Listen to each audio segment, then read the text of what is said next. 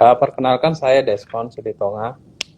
Saat ini saya bekerja sebagai riset analis di divisi investasi capital asset management.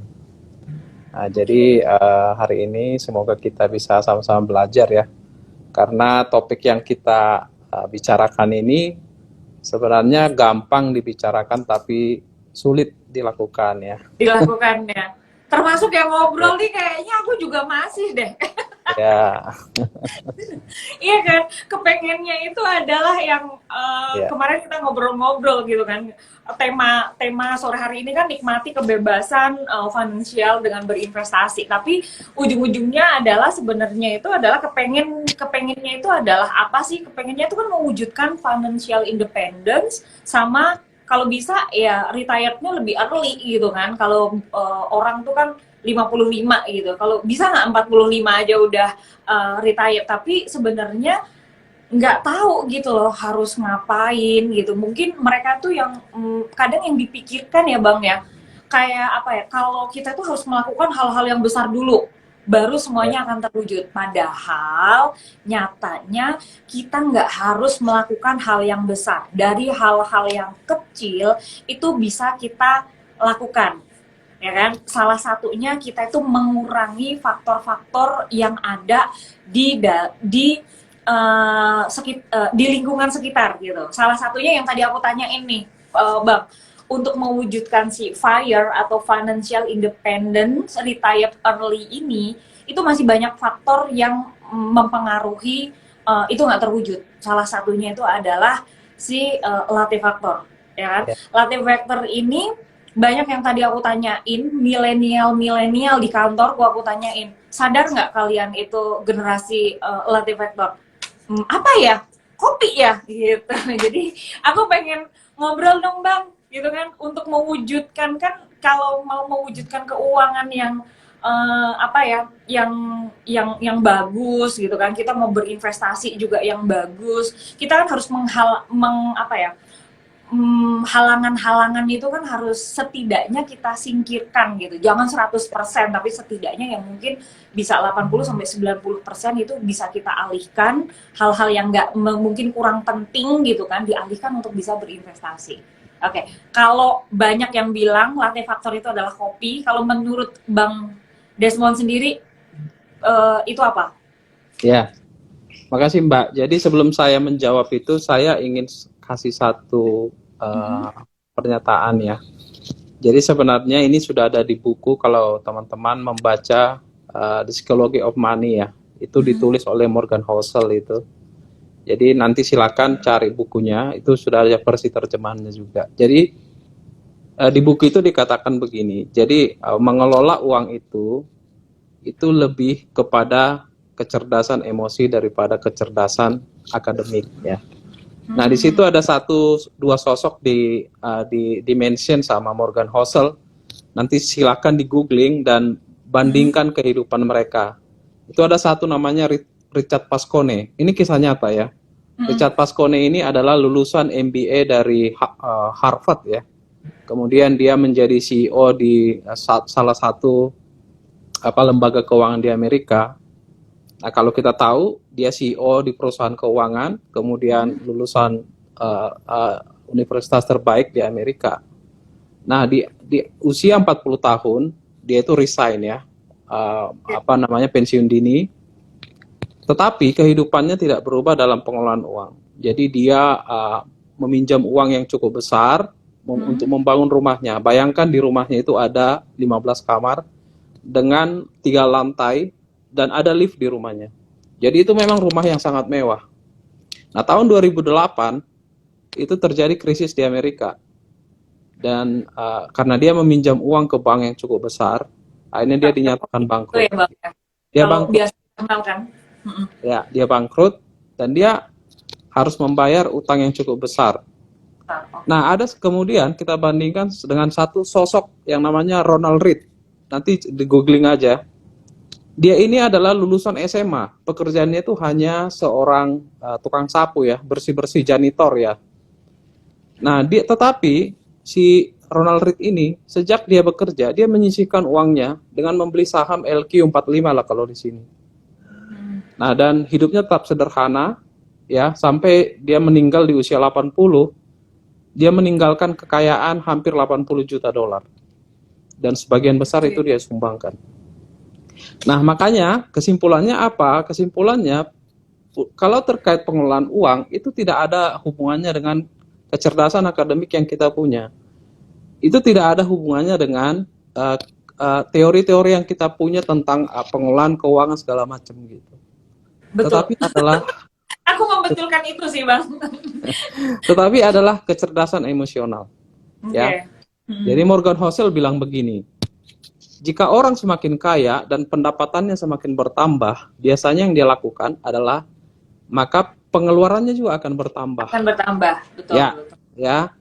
Kemudian dia akan naik, ya, lifestyle akan naik. Ya, lifestyle akan naik. Ya, lebih tinggi kan, Bang? Ya, betul. Nah, dan dia akan banyak mengeluarkan uang, dan biasanya dia akan membeli barang-barang yang sebenarnya itu bukan investasi ya, mobil mewah, perhiasan segala macam. Jadi Morgan Housel bilang begini, kalau kita makin membeli barang yang semakin besar, maka uang yang harus kita keluarkan juga akan semakin besar. Nah, makanya kan sekarang banyak karena perkembangan media sosial gitu ya, orang sekarang cenderung menunjukkan gaya hidup. Tapi sialnya gaya hidup itu sebenarnya itu adalah fata morgana kan, karena dia menggunakan itu dengan berutang, ya kan, sehingga dia sebenarnya sudah tidak sehat secara finansial ya. Bandingkan misalnya dengan Ronald Read yang hidupnya tetap sederhana ya. Jadi Morgan Housel bilang begini, kadang-kadang dunia kita itu mengukur orang itu dari sesuatu yang kelihatan dalam dirinya. Jadi kekayaan itu diukur dari apa yang melekat dalam dirinya, barang-barang, rumah, mobil. Jadi kalau kita melihat itu, orang ini pasti kaya. Tapi pernahkah kita melihat berapa banyak utang yang dia punya? Ya kan? Apakah jauh lebih besar utang? Nggak ditunjukin, Bang. Ya, nggak ditunjukin. Iya ya. kan? Utang iya, itu benar. kan karena orang personal dengan bank gitu, atau mungkin dengan apa gitu. Nah, tapi kalau kita ada mungkin dari terlihat gitu, entah dari perhiasan, jam tangan, mobil, itu kan orang yang terlihat bahwa dia itu kayak langsung di mata terukur, oh dia kaya gitu kan? Ya, betul, ya betul. Tetapi orang nggak melihat bahwa Ronald Read itu orang yang sederhana. Kalau orang melihat itu kan orang sederhana, pakaian sederhana, tidak bermerek segala macam. Ini orang pasti nggak kaya. Betul, ya karena memang yang langsung terlihat dilihat. Tapi coba dilihat berapa saham yang dia punya, ya kan? Kekayaan investasinya seperti apa, itu nggak pernah, karena itu nggak kelihatan gitu. Karena itu kan ada di awan gitu kan, ada di custody, ada di mana. Orang nggak melihat itu. Nah, akhirnya itu yang membuat Housel menyimpulkan bahwa kecerdasan mengelola uang itu tidak ada sangkut pautnya dengan kecerdasan akademik kita. Tetapi itu hanya dipengaruhi oleh kecerdasan emosional kita. Bagaimana kita bisa mengelola uang? Jadi semakin banyak uang atau pendapatan kita, gaya hidup kita itu sebenarnya bukan malah naik gitu. Karena untuk membiayai gaya hidup itu membutuhkan uang yang sangat besar, sehingga uang yang dikeluarkan juga akan semakin besar. Dan kita sekarang berada di dunia yang seperti itu, apalagi setelah munculnya media sosial. Nah, terkait tadi yang latte factor, nah itu sebenarnya itu dari buku David Bach ya. Jadi nanti silakan cari bukunya, itu David Bach menulis The Latte Factor. Sebenarnya sederhana, David Bach itu kan dia di Amerika. Jadi kalau orang-orang di Amerika bekerja, biasanya dia bawa kopi tuh, Starbucks ya. Nah, dia buat hitung-hitungan seperti ini. Starbucks itu, satu cup itu kan kalau ukuran grande ya, misalnya latte lah ya, kopi latte itu sekitar 40-50 ribu ya. 50 ribu lah ya. Ya, 50 ribu ya satu cup. Nah, dia minum pagi ya, sebelum bekerja, sebelum ke kantor, dia tenteng Starbucks-nya ini, ya. Kemudian dia minum, nanti sore pulang, dia beli lagi.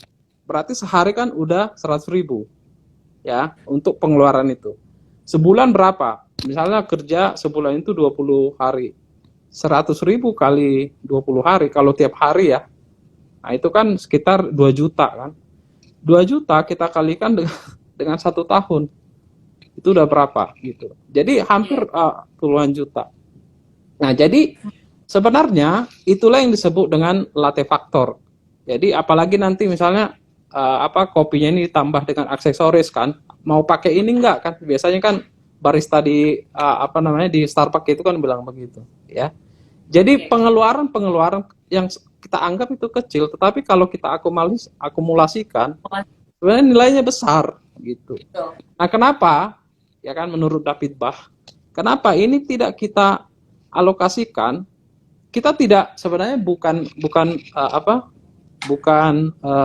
irit dengan diri kita gitu, tetapi dia mengatakan kita jangan melakukan itu tiap hari. Misalnya sekali seminggu itu nggak apa-apa, atau misalnya frekuensinya kita kurangin, misalnya sehari cuma sekali. Jadi sehingga ada yang yang bisa disisihkan. Nah, kalau tadi diakumulasikan, yang disisihkan itu kan nilainya juga cukup besar. Nah, dan itu bukan hanya masalah kopi. Nah, sekarang kan seperti Mbak bilang tadi di awal, dengan adanya perkembangan platform gitu ya, yang tadi itu yang warna oranye sama warna hijau itu kan sering tuh bunyi kan. Iya. Itunya kan bunyi tuh notifikasinya. Nah, apalagi sekarang generasi Y dan Z itu sangat lekat dengan yang namanya handphone ya. Sehingga ketika dia misalnya nganggur gitu ya, mager atau diam gitu kan, HP-nya kan dilihat-lihat. Harusnya tadinya tidak mau beli, akhirnya beli kan. Apalagi ada diskon. Ya, ada diskon segala macam. Nah, itu juga termasuk latte factor. Jadi perintilan-perintilan kecil itu harganya murah gitu kan. Alasannya kan seperti itu. Harganya murah ya kan. Ya cuma segini gitu kan. Nah, itu satu item, belum item yang lain gitu kan. Jadi kalau kita akumulasikan, sebenarnya kalau kita jujur dengan diri kita, kalau kita akumulasikan sebenarnya pengeluaran itu nggak perlu gitu. Jadi kita mengkonsumsi sesuatu sebenarnya nggak perlu. Jadi misalnya bukan hanya perempuan atau laki-laki, bukan hanya perempuan kan. Kadang-kadang kan orang bilang yang suka belanja itu perempuan, nggak juga. Laki-laki juga sama gitu kan. Laki-laki misalnya banyak yang laki-laki loh kalau iya belanja misalnya gitu. Ya, kalau laki-laki misalnya mobil ya kan, aksesoris mobil, aksesoris sepeda, aksesoris motor gitu kan. Belum lagi untuk game segala macam gitu. Jadi makanya dibilang David Bach di dalam bukunya satu lagi, Automatic Millionaire, itu dia katakan pay yourself gitu. Jadi first. Jadi ketika kamu mendapatkan gaji atau upah, jadi yang kamu harus bayar itu duluan adalah dirimu sendiri sebelum yang lain. Nah, tentunya dia bilang kamu membayar dirimu sendiri itu dengan sesuatu yang bisa kamu tuai di masa depan. Berarti investasi kan. Nah, seperti yang dilakukan tadi sama Ronald Read tadi. Dia membeli dengan konsisten ya kan. Misalnya sebulan ya disisihkan 500.000 atau 1 juta untuk membeli saham-saham yang berfundamental baik. Dan itu memang terjadi gitu, dan Ronald Read mengalami itu. Dan ya mungkin teman-teman juga sudah tahu ya, Warren Buffett lah contohnya kan. Dia kan sejak SMP dia sudah berinvestasi, dan dia sekarang menjadi orang seperti itu. Jadi dengan kata lain sebenarnya pengelolaan uang itu, saya katakan kita jangan membuat